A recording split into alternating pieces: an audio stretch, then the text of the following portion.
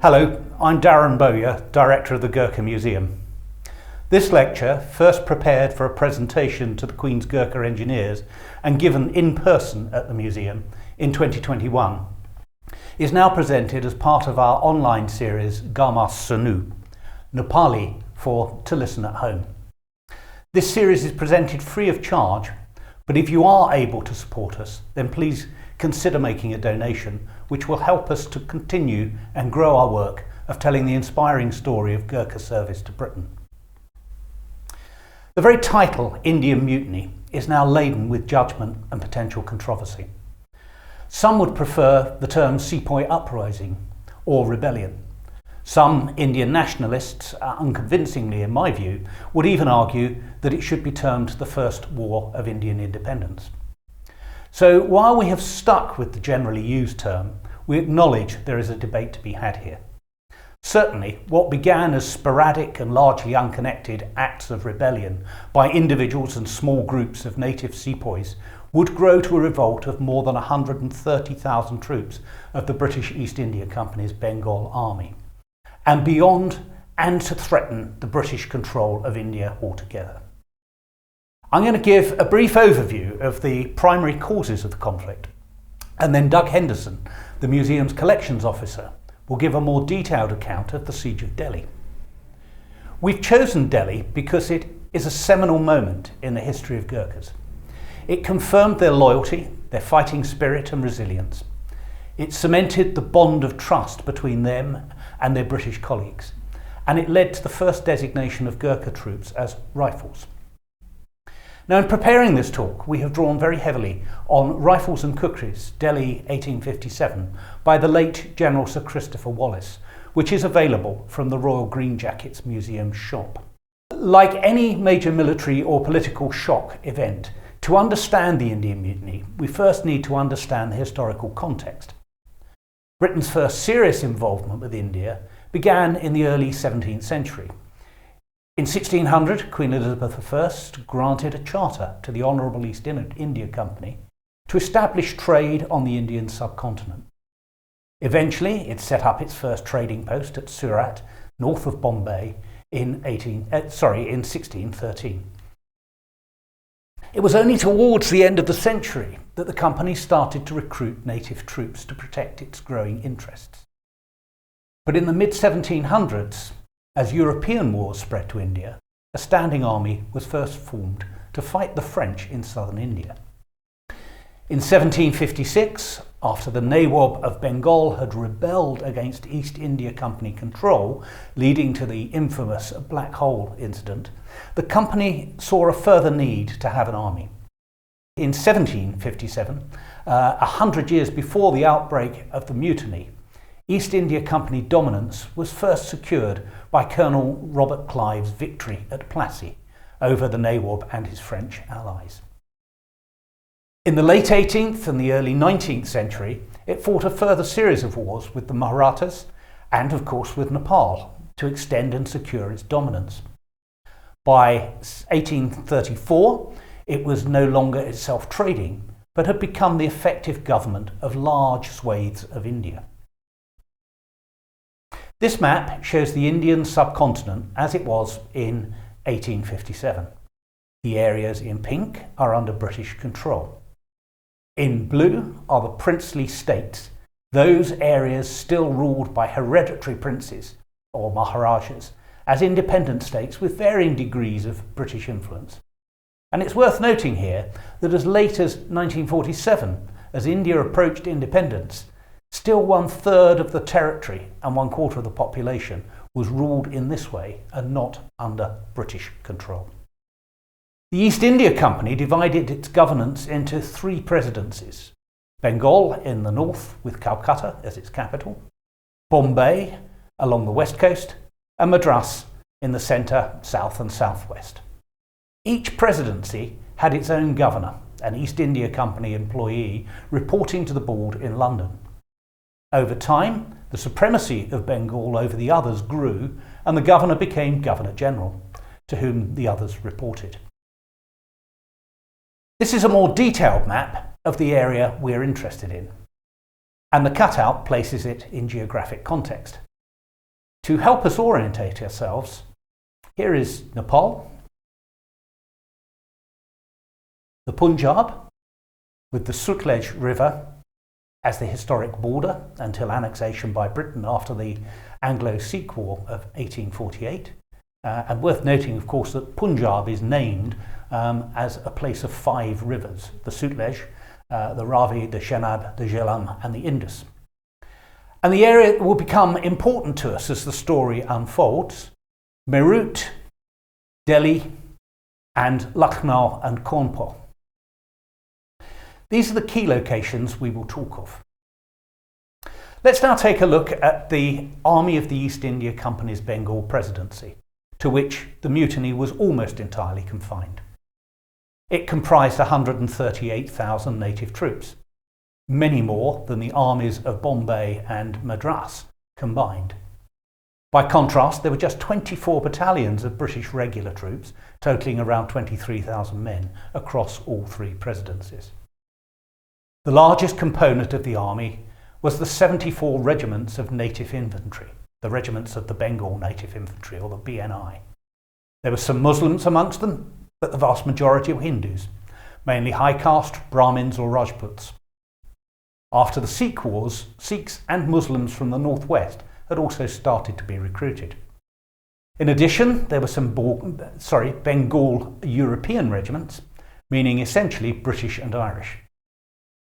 The Bengal artillery was a mix of British and native gunners, and then there were the regiments of Bengal Light Cavalry, 11 in total at the outbreak of the mutiny, composed of British officers and Indian soldiers. There was also a corps of sappers and miners. British officers of the Bengal Army were recruited and commissioned and employed by the company. They did not hold the Queen's Commission. Moreover, there was a very heavy reliance on native officers, as a consequence of which, according to some commentators, the few British officers became increasingly detached and rather indolent as they had so little to do. This led, in some cases, to aloofness and a growing racial segregation. And so let's move to the causes of conflict. Most people will have heard the partly but not wholly true story of the greased cartridges, and I shall return to that as perhaps a spark that lit the tinder already laid. There were, though, rather more genuine sources of grievance. We can start with what would be a source of resentment in any workforce: pay. A sepoy of the BNI was paid just 7 rupees a month. This had been unchanged for some 50 years, which meant, because of inflation over the period, its value had halved. Second, and very much related to the issue of pay, the loss of bata. This was an allowance paid for foreign service, somewhat like the British Army's modern local overseas allowance, or LOA, and it could more than double a sepoy's take-home pay. However, the East India Company's annexation of the Punjab meant that soldiers stationed there were no longer entitled to bata because it was no longer foreign service. The pay was removed, and the resentment that this caused is, in hindsight at least, rather unsurprising. There was another issue related to overseas service. Until 1856, enlistment in the Bengal Presidency armies did not entail a commitment to service for the company overseas. But with a paucity of British and European troops available, not least because of the withdrawal of British regiments to serve in the Crimea and not subsequently returned, the Governor-General, Canning, introduced a general service enlistment order, dictating that henceforth enlistment in the Presidency's armies would be for general service, including overseas. Now, this enraged the sensibilities of some high caste Hindus for whom crossing the Black Water, in this case that of the Bay of Bengal, was an infringement of religious beliefs. There were political concerns too, as the East India Company seemed to be expanding its control contrary to tacit agreements and promises. There was the doctrine of lapse, first promulgated in the 1830s, which was increasingly used by the company to consolidate its control within India. This stated that when a ruler died without a natural heir, the company had the right to annex his territory. This conflicted with the tradition of heirless elderly rulers adopting sons whose rights of succession were recognised in Hindu law.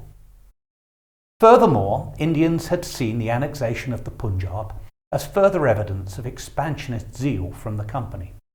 And to this was added, in 1856, the annexation of Oudh. Oudh was neither subject to lapse nor military conquest, but as a response to its quite clear maladministration by its Nawab. It was simply annexed by decree by the Governor-General. In the early days of the East India Company's involvement in India, there had been a clear understanding that religious beliefs, customs and rights would be fully respected. There was a high degree of interaction, indeed cohabitation, between company officials and the native population, and a mutual respect. But over time, this was eroded, and by the mid-19th century, there was a considerable and growing racial segregation, a sense of arrogance and superiority among the Europeans, and, fueled by the activity of entirely self-motivated missionaries, a concern that widespread religious suppression and/or conversion was beginning. And so finally I come to the issue of the Enfield rifle and its cartridges. It's worth saying a bit more about this because it's often cited as the main cause of the mutiny. It wasn't, but it was a factor, and as I said earlier, in some ways perhaps the last straw. Muskets of the time, barely different from those of the Anglo-Nepal War, or indeed the Napoleonic Wars of 100 years earlier, were breech-loaded. But now, since about 1840, they had percussion caps in place of the old flintlocks. A single-shot cartridge consisted of the bullet or ball and the propellant charge wrapped in paper, hence cartridge paper. The cartridge was torn open using one's teeth, and the propellant was tipped into the barrel, followed by the rest of the cartridge, including the ball. Rifling, as in the new Enfield rifle, was a spiral groove or grooves along the inside of the barrel, which increased accuracy, but could allow the gases to escape. The paper wadding was designed to help prevent this, but in order to force it down the barrel, unlike with the smoothbore musket, it needed to be greased. The prescribed grease was a mixture of wax, stearine and tallow, the latter made from animal fats with the animals unspecified. News that the B&I regiments were to have their muskets replaced with the new Enfield rifle were initially a source of pride and pleasure. But then rumours began to circulate that a mixture of beef and pork fat was being used for the grease, thus religiously offensive to both Muslims and Hindus. It is said that a low-caste worker at the magazine at Dum Dum taunted a high-caste Brahmin sepoy, most of them were, about this, adding fuel to the rumours. Now the rumours about the grease may well have been true or they may not have been, but in any case the British response was to withdraw the cartridges from use and to reissue them ungreased, allowing the sepoys to use whatever grease they wished. But it was too late. The rumours persisted and became a flashpoint for all the other grievances. On the 29th of March 1857, at Barrackpore, Sepoy Mangal Pandey of the 34th Bengal Native Infantry attacked his officers. When his comrades were ordered to restrain him, they refused, but they stopped short of joining him in open revolt. Now Bollywood and nationalist politicians have made something of a hero of Pandey, but in all likelihood he was little more than a disgruntled individual acting under the influence of drugs and possibly alcohol. Although only a handful of sepoys had been involved in the affair with the 34th, the entire regiment was disbanded in disgrace. Sepoys elsewhere thought this was too harsh a punishment. Rising tensions spilled over to further violence and bloodshed, and the mutiny proper began on the 10th of May 1857 at Meerut, where mutinous sepoys of the 3rd Bengal Light Cavalry, who had been jailed for refusing to use the new cartridges, were broken out of their prison by their comrades. They ransacked the nearby military station and they killed any Europeans they could find, including women and children. Soon the rebels had left the smouldering ruins and marched 40 miles south to Delhi, where they proclaimed the astonished, not to say alarmed, octogenarian Mughal Emperor Bahadur Shah II as the new ruler of all India. The British, recovering from their initial shock, had different ideas, and fortunately for them, Gurkhas, and indeed Sikhs, remained totally loyal, and the King of Nepal promised further support. And so the centre of the action moved to Delhi. And now over to Doug. Thank you, Darren. On the 11th of May 1857, the band of mutineers from Meerut crossed the bridge of boats leading to Delhi and advance into the city. Delhi at this time is seen as a key target for the mutineers. It is relatively poorly defended by the British, has very thick and ancient walls to withstand most attacks, and has immense historical prestige due to its being the seat of the ancient Mughal Empire. By that afternoon, the native units stationed in the city had joined the mutineers arriving from Meerut and had taken control. Much of the city at this point would descend into chaos. As at Meerut, a number of massacres and killings of Europeans and perceived sympathisers of Europeans occurs. Many flee here, to the Flagstaff Tower up on Delhi Ridge, waiting for British reinforcements from Meerut. As the city falls, there are not enough loyal or European forces in the city to stop the mutineers, but several British officers manage to destroy the main powder magazine at the cost of their own lives. This will become crucial months later as the mutineers' supplies of gunpowder begin to run low. The mutineers march to the palace of this man, Bahadur Shah Zafar II, the 82-year-old Mughal emperor. The Mughal Empire is by now a mere shadow of its previous glory, but his name and position as the heir to an empire that once ruled almost all of India still carries a huge amount of authority. In order to get his assent to their revolt, the mutineers implore, although some sources say force, him to become the titular head of their revolt, lending his approval to their enterprise, and after much demurring, Zafar accepts and makes his sons military commanders within the forces of the mutineers. The initial British response to the fall of Delhi is slow and hampered by poor communications, as well as the fact that many of the logistical necessities of active warfare in the region have been reduced or neglected in previous years as cost-cutting measures after the end of the Anglo-Sikh Wars. However, eventually two columns are put together, one from the forces at and around Meerut and Ambala, and one from troops pulled together from around the northern hill stations at Simla, under the overall command of General George Anson. On May 27th, the Meerut force, under Archdale Wilson, leaves to link up with Anson. His force contains 6 companies of the 1st 60th Rifles, 2 companies of the Bengal Sappers and Miners, cavalry and artillery units. The Sirmoor Battalion of Gurkhas, some 490 men strong, then stationed at Dehradun under Major Charles Reed, also joins with this force after forced marches on June the 1st. Anson's march towards Delhi begins on May 17th. As his forces move closer to the city, however, Anson himself dies of cholera on May 27th, and command of the force passes to General Henry Barnard, who continues the march to Delhi. By the 7th of June, 4 weeks to the day after the mutiny began at Meerut, the two forces meet, and the Delhi field force is formed at Alipore, 12 miles from Delhi. All told, it stands at 600 cavalry, 2,400 infantry, and 22 field guns strong. On the morning of June 8th, the now united British force advances from Alipore and meets the rebels at Badli Ki Sarai, northwest of Delhi, in their first significant united engagement. Despite some heavy casualties from enemy artillery, the British forces take the site within the hour. The enemy commander, one of Shah Zafar's sons, is one of the first to flee the field, which further damages the emperor's reputation.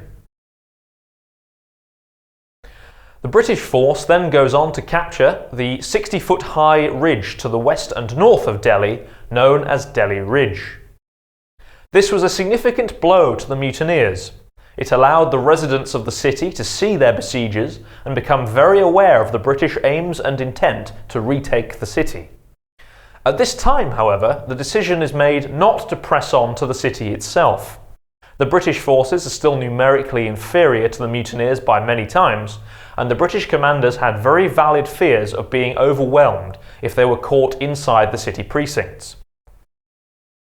Thus, with no other option, from June to July, the British and loyal Indian troops of the Delhi Field Force begin the difficult task of putting Delhi to siege.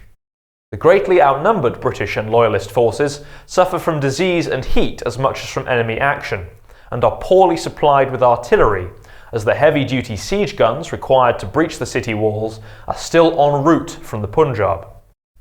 To compound this, more and more rebel groups keep arriving, and cholera, having killed General Anson, kills and incapacitates his two successors, Generals Barnard and Reed, respectively. This leaves General Archdale Wilson in overall command. Throughout the siege, the Sirmoor Battalion, pictured here, the 1st 60th Rifles and later the Corps of Guides are stationed at the key defensive position of Delhi Ridge, Hindu Rao's house. Major Reed himself is said to have not left this post for months until mid-September at the start of the storming of the city.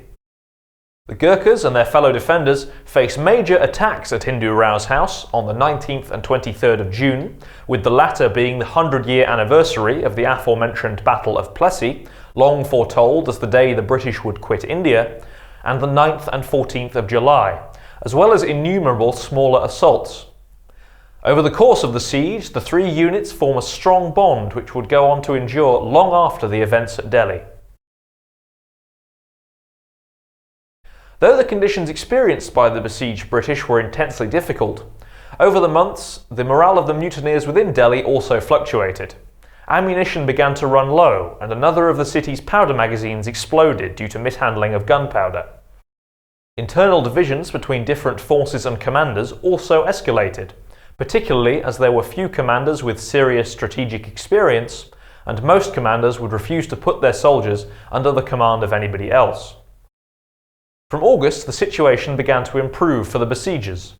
More reinforcements arrived from the Punjab under Brigadier John Nicholson on August 14th, and the vital heavy siege train finally rolled into the British camp on September 4th. By September 12th, the siege batteries were in position and began pounding away at the city walls. Planning to finally end the siege began in mid-August as attacks continued. The rebels were aware that a siege train was on the way at this point and sought to break the British before it was too late. The eventual British plan called for 4 columns to assault the city from the north and west. Columns 1 and 2 would attack the Kashmir and Water bastions and then circle the inside of the city walls, clearing them of rebels. Column 3, containing troops of the Bengal Battalion of Gurkhas, which would later become 3rd Gurkha Rifles, would assault the Kashmir Gate and make directly for the centre of the city and the Jama Masjid. Finally, the 4th column under Major Reed himself would too make a beeline for the city centre, but via the Kabul Gate to the west instead. On September 14th, the attack began. The 1st and 2nd columns began their advance through breaches in the walls, immediately taking heavy casualties. Shown here are troops of the 3rd column blowing and then storming the Kashmir Gate. Meanwhile, the 4th column, containing the Sirmoor Battalion and some remaining Command Battalion troops, charged the Kabul Gate, but during the assault, Major Reed is wounded and the attack loses momentum, being driven back.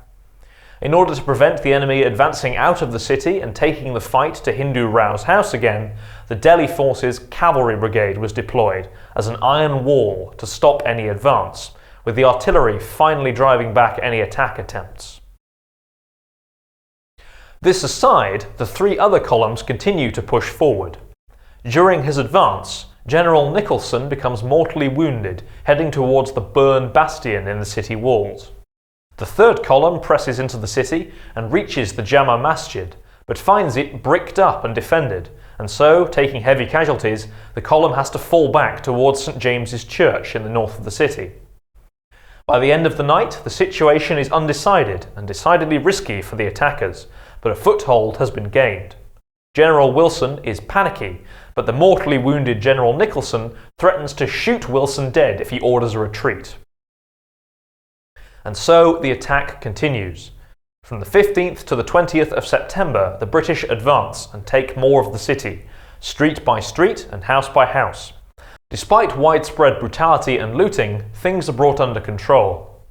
The city's magazine is captured on September 16th, and the nominal leader of the revolt, Shah Zafar II himself, seeing the turn of events, loses his nerve and flees to the tomb of Humayun outside the city walls. This is a huge blow to morale for the rebels and causes many to follow suit. An eclipse and severe storm on the 18th is further proof to many of the defenders that their cause is lost. The king's palace, now empty, is occupied on the 20th, effectively ending the siege and capturing the city. Later, in recognition of their fierce fighting during the siege, the combined Sirmoor Battalion and 60th Rifles become the first troops to garrison the palace. On the 21st, the emperor is captured and brought back within the city in chains, with his sons being summarily executed. Summary executions and retribution indeed are meted out on a far wider scale in the aftermath of the siege. This occurs not just at Delhi, but at other major sites of the conflict during the rebellion too. Most famously at Cawnpur or Kanpur, where the small British garrison, along with their families, children and dependents, are massacred after false assurances of safety are given to them in June 1857. After Cawnpur is recaptured in July, large numbers of rebels or those suspected of involvement are executed in revenge, sometimes by being blown from the guns. At Lucknow too, in the state of Oudh, the British garrison is besieged from June 1857 for nearly 90 days before being partially relieved.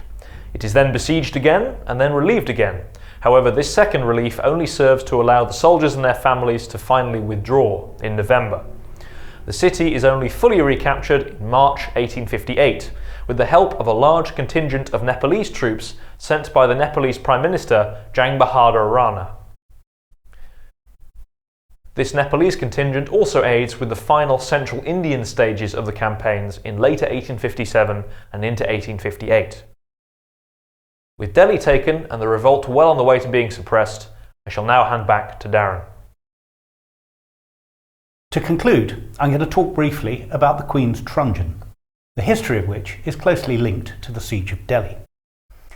In the second King Edward VII's own Gurkha rifles, the Sirmoor rifles or second GR, Gurkha officers and soldiers only ever referred to the Queen's truncheon as Nishan-i-Mai, or the symbol of the Great Mother, literally translated, while British officers referred to it as the truncheon. Today it's more universally known as the Queen's truncheon. As described in a newly produced pamphlet by Royal Gurkha Rifles, the Queen's truncheon lies at the heart of the identity of the Royal Gurkha Rifles. It symbolises the loyalty and courage of our regiment and its forebears. It is a unique privilege guarded and cherished by successive generations. It is right that our recruits swear their allegiance on it. Forged in the furnace of battle, it represents the golden thread that has run through the Gurkhas for over 200 years. Traditionally, each battalion of an infantry regiment carried two colours: the King's or Queen's colour, which is normally the Union flag, with regimental insignia overlaid at the centre, and the regimental colour, a flag in regimental facing colours, sometimes with a Union Jack in the top inner quarter, and usually emblazoned with the regiment's battle honours. Sometimes regiments or individual battalions were awarded additional colours to mark particular bravery and service. Seen here, long after the events of the mutiny, are the regimental and Queen's colours of two Gurkha Rifles. For their part in the siege of Delhi, which Doug has so fully described, two significant honours were bestowed on the Sirmoor Battalion. Firstly, they were awarded a third colour, inscribed with the word Delhi in English, in Hindi and in Persian. Secondly, and very much at the urging of the 1st 60th, they were designated a rifle regiment, and their soldiers given the title rifleman in place of sepoy. In due course, but not until some time later all Gurkha regiments would be designated this way. The designation of the Sirmoor Battalion as rifles created a dilemma. The third colour was a great honour, but rifle regiments do not carry colours. The solution was the award to the regiment of a ceremonial truncheon, and the colours were formally laid up. The truncheon stands about 6 foot high and weighs just over 10 kilograms. It is made of bronze and is surmounted by a crown in silver supported by 3 Gurkha soldiers in bronze.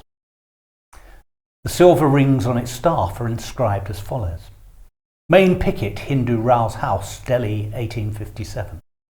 And then below this ring a representation in bronze of the Delhi gate of the Palace of the Mughals, with 2 Khukuris under it in silver. Below the gate comes another silver ring on which is inscribed on 3 sides Sirmoor Rifles in silver letters. On a third silver ring, just above the upper end of the main shaft, the words Main Picket, Hindu Rao's House, Delhi, 1857 are again inscribed, but this time in Nagari script. There is a 4th plain ring of silver which connects the bronze shaft with the upper portion of the truncheon. Subsequent rings mark occasions where the truncheon has been presented to the sovereign. The bronze shaft of the truncheon unscrews into 3 parts. The original truncheon was made in 5 pieces, so that in the event of the regiment being hard pressed, it could be taken to pieces and put into 5 different haversacks. The Queen's truncheon is of enormous historical and spiritual importance to the Royal Gurkha Rifles, as it was to their antecedent regiment, the 2nd King Edward VII's own Gurkha Rifles, the Sirmoors, and is honoured as such. It is paid the same respect as a Queen's colour would be in a line regiment. But unlike colours, and because it was awarded to all ranks, it is not housed in the officers' mess, but in the quarter guard. When it's cleaned, an officer cleans the top third, an NCO the middle, and a rifleman the lower staff. Thank you for watching this lecture, introducing the Indian Mutiny and the Siege of Delhi, significant events in the history of Gurkha service to Britain. Our Garma Sunu programme aims to bring the Gurkha story to a wider audience than can easily travel to Winchester. Please do look at our other lectures, podcasts and exhibitions. There is even a virtual 3D tour. The programme is offered free of charge, but if you would like to support our work, do please consider making a donation. Thank you.